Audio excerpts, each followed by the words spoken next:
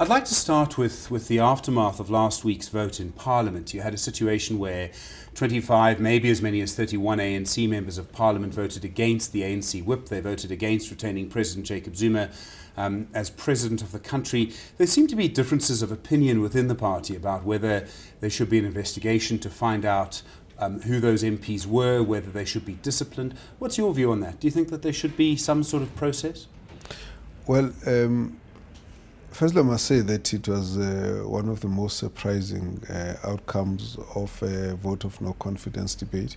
Over the months, over the years, we have always never really taken the issue seriously because, you know, it's a gimmick in Parliament. You pick up the issue of picking on the existing president and challenge him onto a vote of no confidence. The opposition loses, they come back again.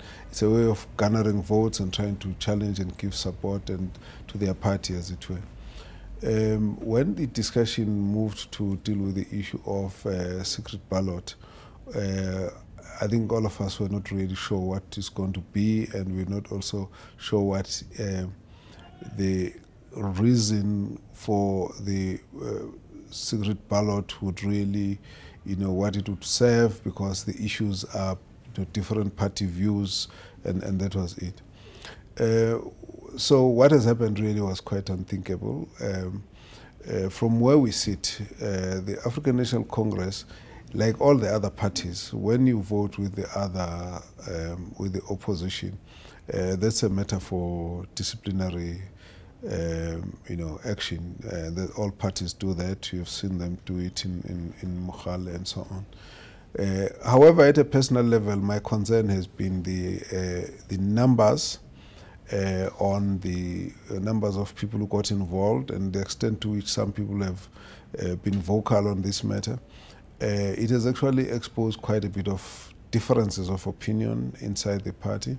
And I think we need to have an approach that's going to be able to open up so that we know exactly what are these issues, what are the people's, you know, feelings, what exactly is happening, what actually happened, and why would members of the ANC want to go to that extent and deal with the opposition on a matter that has been discussed internally. Yes, there are differences of opinion, but is this matter going to the extent that people actually can go and participate in a vote with the opposition? So I think we do need a whole process of discussing that issue openly inside the party.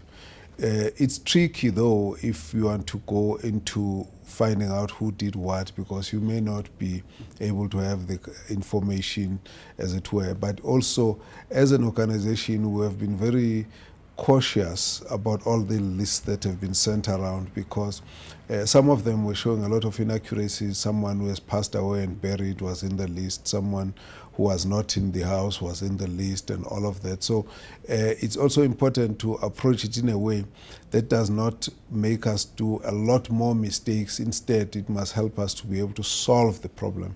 So our approach would have to be a very balanced approach on the matter.